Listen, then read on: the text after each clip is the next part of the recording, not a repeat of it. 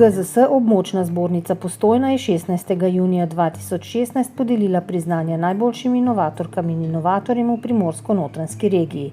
Na letošnji 14. razpis za izbor najboljših inovacij v regiji za leto 2016 je prispelo 8 prijav, ki jih je podalo 5 predlagateljev in v katerih je sodelovalo 14 avtorjev in soavtorjev inovacij.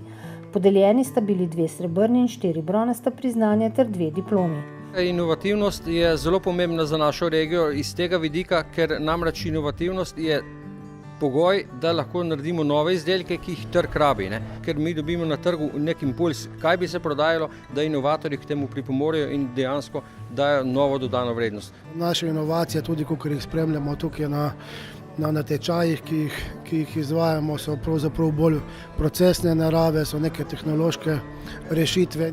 Najuspešnejše države so inovativne, pomeni, veliko vlagajo v raziskave in razvoj.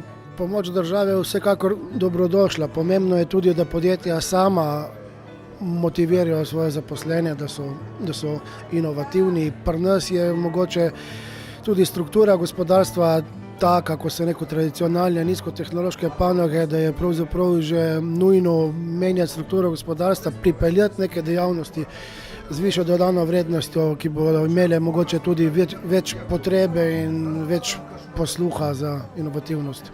Na slavnostnem dogodku je svojo dejavnost uvodoma predstavil inovatorski center Aktivni slovenski inovatorji, Zavod za spodbujanje inovativnosti. Naš center je združenje samostojnih izumiteljev. Izumitelji se med seboj povezujejo, srečujejo, izmenjujejo izkušnje. O svojih večletnih izkušnjah in dobrih praksah sta spregovorila posebna gosta, samostojna inovatorja Boris Pfeiffer in Jože Bider. Oba sta se strinjala, da je dober inovator rojen, Jože Bider pa je še dodal. Dober inovator je za mene pravzaprav tisti, ki zna dobre inovacije narediti in to inovacije prodati.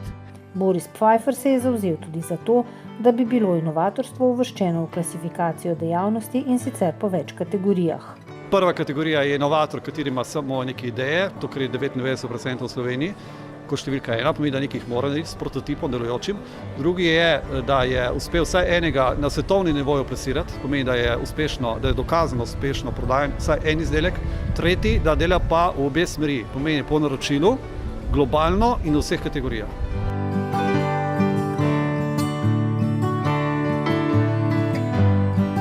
Ideja se je porodila na dolgoletnih izkušnjah, predvsem moje kolegice Sonje.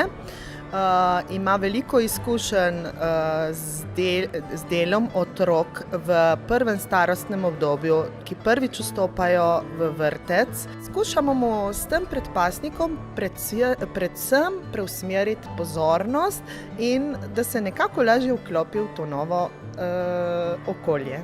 Ja, dober inovator je tisti, ki zna na prvem mestu, se pravi, to inovacijo razviti, se pravi, ima znanje za to, mora imeti tudi nekatere izkušnje, hkrati mora pa v bistvu to inovacijo tudi dobro prodati. Nobena inovacija ni dobra inovacija, če se ne prodaja in če ni od njega zaslužka.